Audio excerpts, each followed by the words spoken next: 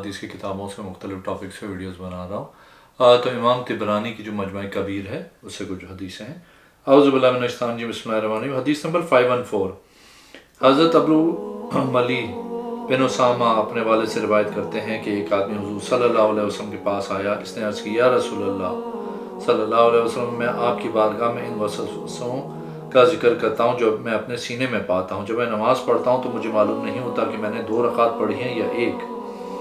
حضور صلی اللہ علیہ وسلم نے فرمایا، جب تو ایسی حالت پائے تو اپنے دائیں ہاتھ کی سبابہ انگلی اٹھا، اس کو دائیں ران پر گاڑ اور پڑھ اللہ کے نام سے، یہ شیطان کو دور کرنے کے لیے چھری کی حیثیت رکھتی ہے۔ ایک اور حدیث ہے 515،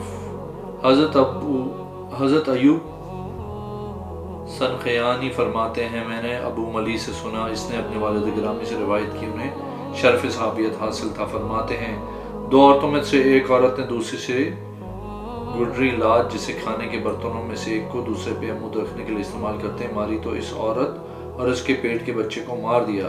بس نبی کریم صلی اللہ علیہ وسلم عورت کے بارے میں دیت و بچے کے لیے چٹی کا فیصلہ فرمایا، غلام یا لونڈی یا گھوڑا یا 2 اونٹ یا اتنی اور اتنی بکریاں۔ قتل کرنے والی عورت کے گروہ سے ایک آدمی بول پڑا، جس بچے نے کھایا پیا نہیں، چیخا نہیں کہ روئے، اس کی دیت ہم کیسے ادا کریں؟ اے اللہ کے رسول، اس کی مثال تو رائگاں ہوتی ہے۔ تو رسول کریم صلی اللہ علیہ وسلم نے فرمایا، کیا تو سجے ساز ہے؟ اور فیصلہ سنایا کہ عورت کی میراث اس کے خاوند اور اس کے بیٹے کے لیے ہے اور دیت قتل کرنے والی کے اسبا پر ہے۔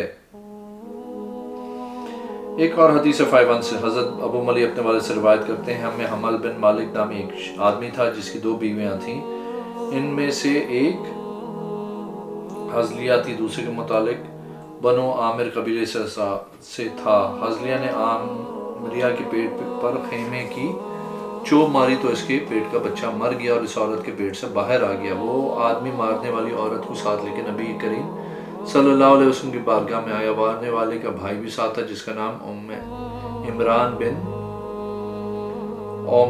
عمیر تھا اور یمر تھا۔ بس جب انہوں نے سارا واقعہ رسول کریم صلی اللہ علیہ وسلم کو سنایا تو آپ صلی اللہ علیہ وسلم نے فرمایا، اس کی دیت دو۔ عمران عورت کا بھائی بولا، جس نے کھایا نہیں، پیا نہیں، چیخا چلایا نہیں، کیا اس کی دیت ہے؟ اس کی مثل تو ضائع ہوتی ہے۔ رسول کریم صلی اللہ علیہ وسلم نے فرمایا، دیہاتیوں والے رجز پڑھنا چھوڑو، اس میں چھٹی ہے، یہ غلام یا ایک لونڈی یا 500 درم یا گھوڑا یا 120 بکریاں۔ اس نے کہا، اللہ کے نبی، اس عورت کے 2 بیٹے قبیلے کے سردار ہیں، وہ اپنی جان کی طرف سے دیت دینے کے زیادہ حقدار ہیں۔ آپ صلی اللہ علیہ وسلم نے فرمایا، اس کی اولاد کی بنسبت وہ اپنی بہن کی دیت دینے کا زیادہ حقدار ہے۔ اس نے کہا، میرے پاس تو دیت دینے کو کچھ نہیں۔ آپ صلی اللہ علیہ وسلم نے فرمایا، اے حمل بن مالک، وہ ان دونوں بنو حضیل قبیلے سے صدقات وصول کرنے میں مقرر تھا، وہی ان دونوں عورتوں کا خاوند اور مقتول بچے کا باپ تھا۔ بنو حضیل کے صدقات میں سے اپنے قبضے میں سے ہی 100 بکریاں لے لے، بس اس نے ایسا ہی کیا۔ ایک اور حدیث ہے 517، حضرت ابو ملی اپنے والد اسامہ سے روایت کرتے ہیں، وہ فرماتے ہیں، میں حضور صلی اللہ علیہ وسلم کے پیچھے سوار تھا، ہمارا اونٹ بتکا، میں نے کہا، شیطان ہلاک ہو۔ حضور صلی اللہ علیہ وسلم نے فرمایا، یہ نہ کہو کہ شیطان نے ہلاک کیا، کیونکہ یہ برا ہو سکتا ہے گھر کی مثل میری قوت کے ساتھ اور وہ کہتا ہے، اور تو کہے بسم اللہ، کیونکہ وہ مکھی کی طرح ہو جائے گا۔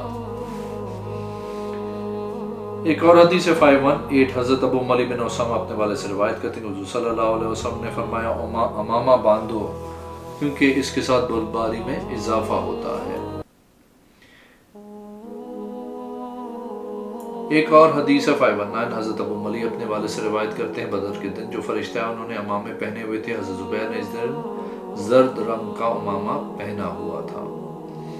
ایک اور حدیث ہے 520، حضرت اسامہ رضی اللہ تعالیٰ عنہ فرماتے ہیں، حضور صلی اللہ علیہ وسلم نے فرمایا، جو لوگوں کا شکریہ نہیں ادا کرتا وہ اللہ کا شکریہ ادا نہیں کرتا ہے۔ ایک اور حدیث ہے 521، حضرت مبشر بن ابو ملی اپنے والد سے، وہ ان کے دادا اسامہ بن عمیر سے روایت کرتے ہیں کہ انہوں نے حضور صلی اللہ علیہ وسلم کے ساتھ نماز پڑھی، آپ صلی اللہ علیہ وسلم نے 2 مختصر رکعتیں پڑھی، میں نے آپ صلی اللہ علیہ وسلم فرماتے ہوئے سنا، اے جبرائیل، میکائیل، اسرافیل، محمد کے رب، میں جہنم سے تیری پناہ مانگتا ہوں۔ 3 مرتبہ آپ صلی اللہ علیہ وسلم نے یہ دعا کی۔ ایک اور حدیث ہے 522، حضرت ابو ملی اپنے والد سے روایت کرتے ہیں کہ حضور صلی اللہ علیہ وسلم نے فرمایا جس وقت آپ نے مسجد نبوی شریف کو کشادہ کرنے کا ارادہ کیا، ساتھ والے گھر کے مالک سے کہا، وہ انصار میں سے ایک آدمی تھا، حضور صلی اللہ علیہ وسلم نے فرمایا اگر تو دے گا تو تیرے لیے جنت ہے۔ اس نے عرض کی نہیں۔ حضرت عثمان رضی اللہ تعالیٰ عنہ آئے، انہوں نے اس آدمی کو کہا میں تمہیں 10,000 درہم دیتا ہوں، تم مجھے فروخت کرو۔ پھر اس کے بعد حضرت عثمان رضی اللہ تعالیٰ عنہ حضور صلی اللہ علیہ وسلم کی بارگاہ میں آئے، عرض کی یا رسول اللہ مجھ سے آپ وہ گھر خریدیں جو میں نے انصاری سے خریدا ہے۔ حضرت عثمان نے اس کے بدلے جنت میں گھر خریدا۔ حضرت عثمان رضی اللہ تعالیٰ عنہ نے عرض کی میں نے 10,000 درہم کا خریدا ہے۔ حضور صلی اللہ علیہ وسلم نے ایک اینٹ رکھی، پھر حضرت ابو بکر کو بلایا، انہوں نے بھی ایک اینٹ رکھی، پھر حضرت عمر کو بلوایا، انہوں نے بھی ایک اینٹ رکھی، پھر حضرت عثمان کو بلوایا تو انہوں نے بھی ایک اینٹ رکھی، پھر لوگوں سے کہا تم رکھو، انہوں نے رکھنی شروع کی۔ ایک اور حدیث ہے 523، حضرت محمد بن عبداللہ بن تمیر رضی اللہ تعالیٰ عنہ فرماتے ہیں کہ ابو ملیک کا نام عامر بن اسامہ تھا۔ ایک اور حدیث ہے 524، حضرت اسامہ بن اختری رضی اللہ تعالیٰ عنہ سے روایت ہے کہ بنی شقرہ سے ایک آدمی جسے اسرم کہا جاتا تھا، وہ نبی کریم صلی اللہ علیہ وسلم کی بارگاہ میں آنے والے ایک وفد میں تھا۔ وہ کہتے ہیں انہیں غلاموں سے خریدے ہوئے ایک حبشی غلام کو وہ آپ کے پاس لائے، عرض کی اللہ کے رسول میں نے اسے خریدا ہے، بس مجھے پسند ہے کہ آپ اس کا نام رکھیں اور اس کے لیے دعا بھی کریں۔ اس نے فرمایا، آپ صلی اللہ علیہ وسلم نے فرمایا تیرا نام کیا ہے؟ راوی کہتے ہیں اس نے کہا اسرم، کاٹنے والا۔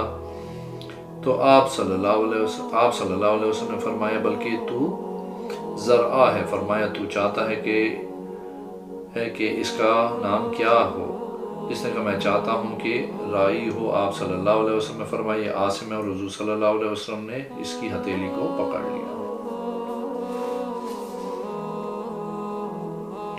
ایک اور حدیث ہے 527، حضرت ابی بن کعب رضی اللہ تعالیٰ عنہ فرماتے ہیں کہ حضور صلی اللہ علیہ وسلم نے فرمایا اے ابو منظر آپ کو علم مبارک ہو۔ ایک اور حدیث ہے 532، حضرت ابی بن کعب رضی اللہ تعالیٰ عنہ فرماتے ہیں کہ حضور صلی اللہ علیہ وسلم نے فرمایا انسان کے کھانے کی مثال دنیا کی مثال کو قرار دیا گیا ہے، اس میں جتنا مرضی نمک وغیرہ ڈالا جائے تو دیکھو انسان کے پیٹ سے کیا نکلتا ہے، آپ کو علم ہوگا کہ وہ کیا ہو جاتا ہے۔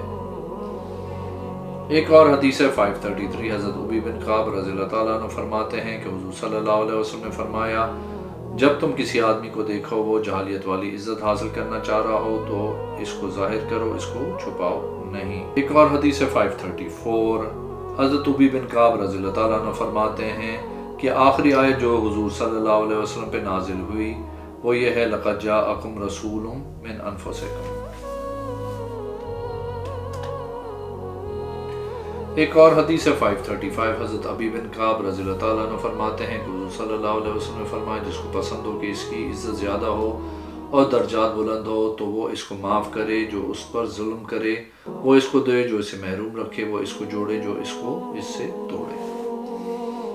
ایک اور حدیث ہے 530 سے، حضرت ابی بن کعب رضی اللہ تعالیٰ عنہ فرماتے ہیں کہ جبریل علیہ السلام حضور صلی اللہ علیہ وسلم کے پاس آئے، آپ اس وقت بنی غفار کے قبیلے میں تھے۔ حضرت جبریل علیہ السلام نے عرض کی اے محمد صلی اللہ علیہ وسلم اللہ عز و جل آپ کو حکم دیتا ہے کہ اپنی امت کو ایک قرات پہ قرآن پڑھنے کا حکم دیں۔ پھر عرض کی 2 پر یہ سلسلہ 7 پہ رکا، جس نے جس قرات میں پڑھا اس کو ثواب ہوگا۔ ایک اور حدیث ہے 537، حضرت طفیل بن ابی اپنے والد سے روایت کرتے ہیں کہ انہوں نے حضور صلی اللہ علیہ وسلم کو الزمزمہم کلمہ تقوی پڑھتے ہوئے سنا، اس سے مراد لا الہ الا اللہ ہے۔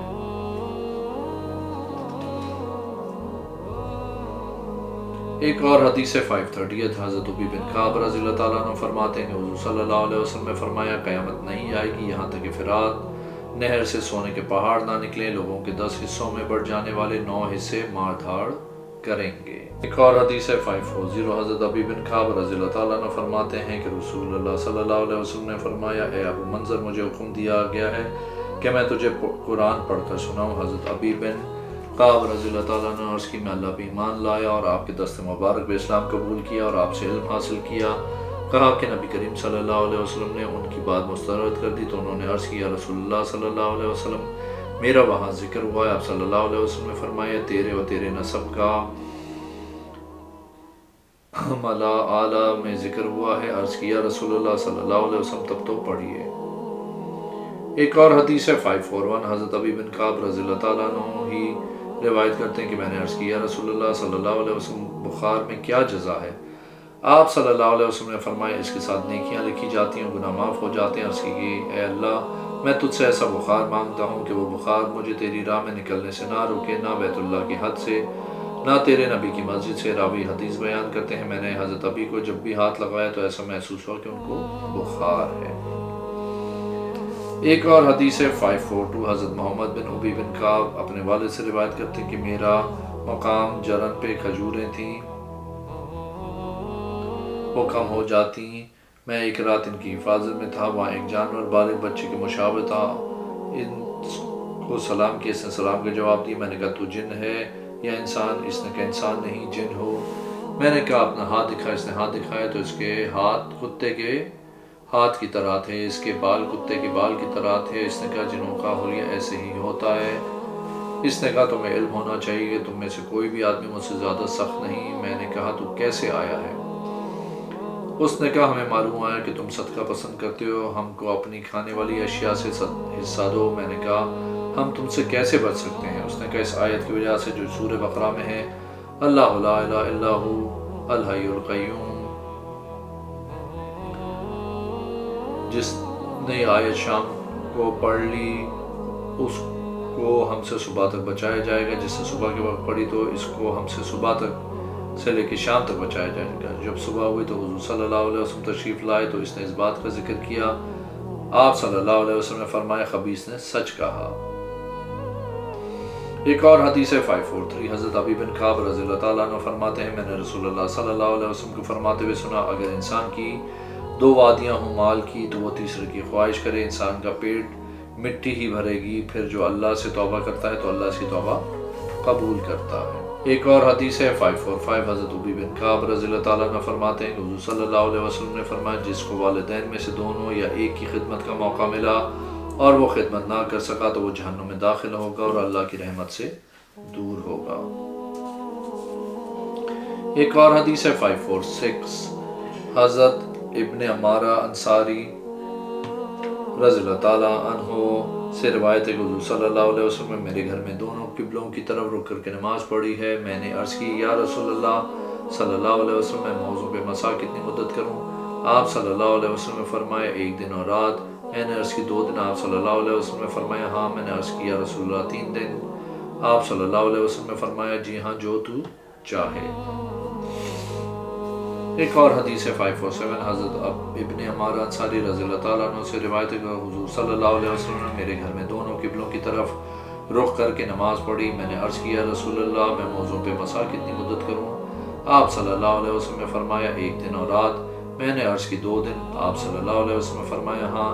میں نے عرض کیا رسول اللہ 3 دن۔ آپ صلی اللہ علیہ وسلم نے فرمایا جی ہاں جو تو چاہے۔ ایک اور حدیث ہے 552 حضرت اسید بن حفیر رضی اللہ تعالیٰ عنہ فرماتے ہیں حضور صلی اللہ علیہ وسلم نے فرمایا تم قریب میرے بعد ترجیحات دیکھو گے۔ صحابہ کرام نے عرض کیا آپ ہم کو کیا حکم دیتے ہیں؟ آپ صلی اللہ علیہ وسلم نے فرمایا تم صبر کرنا یہاں تک کہ مجھے حوض کوثر پہ ملو۔ ایک اور حدیث ہے 553 حضرت اسید بن حفیر حدیر رضی اللہ تعالیٰ عنہ فرماتے ہیں حضرت اسید بن حدیر رضی اللہ تعالیٰ عنہ فرماتے ہیں حضور صلی اللہ علیہ وسلم نے فرمایا انصار میرے مصاحب اور رازدار ہیں، لوگ بہت زیادہ ہوں گے اور یہ کم ہوں گے، ان کی برائیوں سے درگزر کرو اور اچھا کہا قبول کرو۔ ایک اور حدیث ہے 554 حضرت عائشہ رضی اللہ تعالیٰ عنہ فرماتی حضور صلی اللہ علیہ وسلم جب سفر سے واپس آئے تو آپ ذوالحلیفہ میں اترے، آپ کے پاس بچے آئے، وہ اپنے گھر والوں کے متعلق بتانے لگے۔ حضرت اسید بن حدیر کو ان کی بیویوں کی وفات کے متعلق بتایا تو آپ رو پڑے۔ آپ سے عرض کی آپ رو رہے ہیں؟ آپ نے فرمایا میں کیوں نہ رہوں، میں نے رسول اللہ صلی اللہ علیہ وسلم فرماتے سنا ہے کہ سعد بن معاذ کی موت پہ عرش کام گیا۔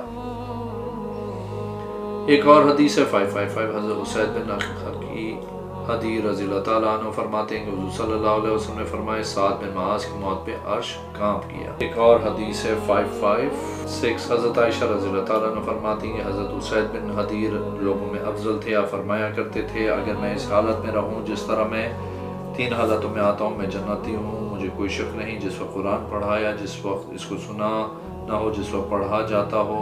میں نے حضور صلی اللہ علیہ وسلم کا خطبہ سنا اور جب میں جنازے میں شریک کرتا میں کسی کی جنازے میں شریک نہیں ہوا۔ میرے دل نے مجھے اس کے علاوہ بتایا جو میں نے کیا ہوتا وہ ہو کر ہی رہتا تھا۔ ایک اور حدیث ہے، حدیث نمبر 557، حضرت اسید بن حدیر رضی اللہ تعالیٰ عنہ فرماتے ہیں کہ حضرت امیر معاویہ نے مروان بن حاکم کی طرف خط لکھا کہ جب آدمی چوری شدہ مال پائے جو اس کا چوری ہوا ہے تھا تو اس کا زیادہ حقدار ہے جب اس نے پا لیا ہے۔ مروان نے میری طرف خط لکھا، میں اس وقت یمامہ میں گورنر تھا۔ میں نے مروان کو خط لکھا کہ حضور صلی اللہ علیہ وسلم فیصلہ کرتے جب کسی آدمی کے پاس الزام کردہ شے کے بغیر شے پائے تو اگر چاہے تو اس کا مالک اتنے پیسے لے لے اور اگر چاہے تو چوری شدہ مال لے لے۔ پھر اس کے بعد حضرت ابو بکر و عمر و عثمان رضی اللہ تعالیٰ عنہ نے بھی یہی کیا۔ مروان نے خط حضرت امیر معاویہ کی طرف بھیجا۔ حضرت معاویہ نے مروان کی طرف خط بھیجا کہ تو نے نہیں لکھا نہ ہی امید کو میں نے فیصلے کے لیے بنایا، اسید کو میں نے فیصلے کے بنایا جو میں نے آپ کو بنایا ہے، آپ اس پر فیصلہ کریں اور نافذ کریں جس کا میں نے آپ کو حکم دیا۔ مروان نے حضرت امیر معاویہ والا خط میری طرف بھیجا۔ میں نے کہا اللہ کی قسم میں ہمیشہ اس کے بعد فیصلہ نہیں کروں گا۔ ایک اور حدیث 558، حضرت اسید بن حدیر رضی اللہ تعالیٰ عنہ فرماتے ہیں کہ وہ حضور صلی اللہ علیہ وسلم کے پاس تھے۔ وہاں ایک مذاق کرنے والا آدمی تھا جو باتیں کرتا تھا تاکہ لوگ مسکرائیں۔ حضور صلی اللہ علیہ وسلم نے اس کے کولوں پہ انگلی ماری اور اس کی مجھے بدلہ دیں۔ آپ نے فرمایا تم بدلہ لے لو۔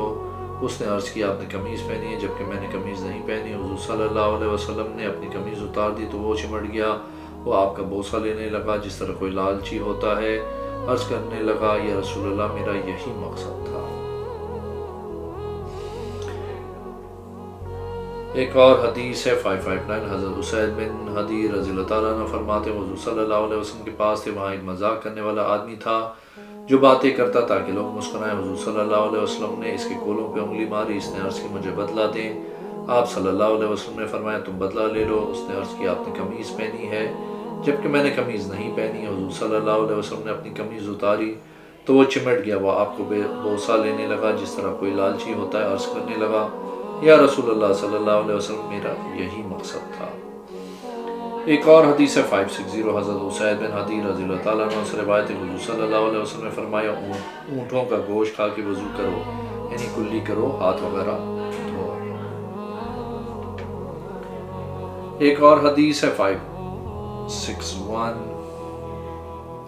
حضرت اسید بن حدیر رضی اللہ تعالیٰ عنہ فرماتے ہیں حضور صلی اللہ علیہ وسلم نے فرمائے بکریوں کے باندھنے کی جگہ نماز پڑھو، اونٹوں کے باندھنے کی جگہ نماز نہ پڑھو، ان کے دودھ سے وضو نہ کرو۔ ایک اور حدیث ہے 562، حضرت اسید بن حدیر رضی اللہ تعالیٰ عنہ بیان کرتے ہیں کہ وہ سورہ بقرہ کی تلاوت کر رہا تھا، ساتھ ہی گھوڑا باندھا ہوا تھا۔ حضرت محمود بن لبید رضی اللہ تعالیٰ عنہ سے روایت ہے کہ حضرت اسید بن حدیر لوگوں میں قرآن کو اچھی طرز پہ پڑھتے تھے۔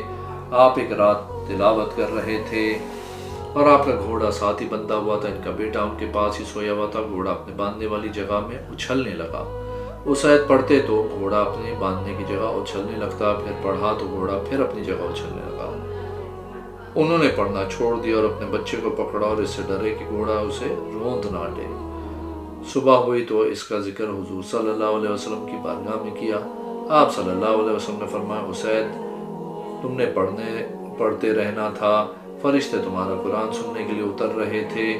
اگر تو صبح تک پڑھتا رہتا تو آسمان اور زمین فرشتوں کے ساتھ بھری ہوتی، لوگ آسمان و زمین میں فرشتے دیکھتے۔ ایک اور حدیث ہے 563، حضرت اسید بن حدیر رضی اللہ تعالیٰ عنہ فرماتے ہیں کہ میں رات کو نماز پڑھ رہا تھا، اچانک مجھے بادل کی طرح ایک شے نے ڈھانپ لیا، اس میں روشنی چراغ کی طرح تھی۔ میری بیوی میرے پاس سوئی ہوئی تھی اور وہ حاملہ بھی تھی اور گھوڑا گھر میں باندھا ہوا تھا۔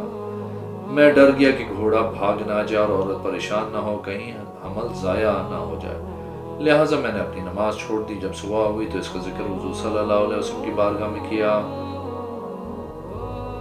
میں کیا گیا۔ آپ نے فرمایا اسید آپ پڑھتے رہتے ہی فرشتے آپ کی قرآن کی تلاوت سننے کے لیے آیا تھا۔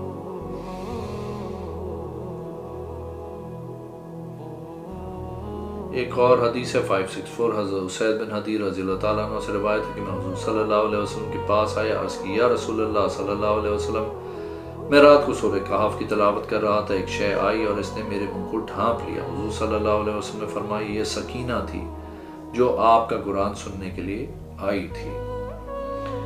ایک اور حدیث ہے 565 حضرت اسید بن حضیر رضی اللہ تعالیٰ عنہ فرماتے ہیں میں چاندنی رات میں نماز پڑھ رہا تھا، میں نے گھوڑا باندھا ہوا تھا، گھوڑے نے اچھلنا شروع کر دیا تو میں پریشان ہوا، میں نے دوبارہ پڑھنا شروع کیا، وہ گھوڑا پھر اچھلنا شروع ہو گیا، میں نے اپنا سر اٹھایا تو دیکھا کہ بادل نمائشی نے مجھے ڈھانپ لیا، وہ میرے اور چاند کے درمیان تھی، میں پریشان ہوا، میں گھر میں داخل ہوا، جب میں نے صبح کی تو میں نے اس کا ذکر حضور صلی اللہ علیہ وسلم کے پاس کیا تو آپ نے فرمایا فرشتہ آخری رات کے حصے کو تیری سورہ بقرہ کی تلاوت سننے کے لیے آیا تھا۔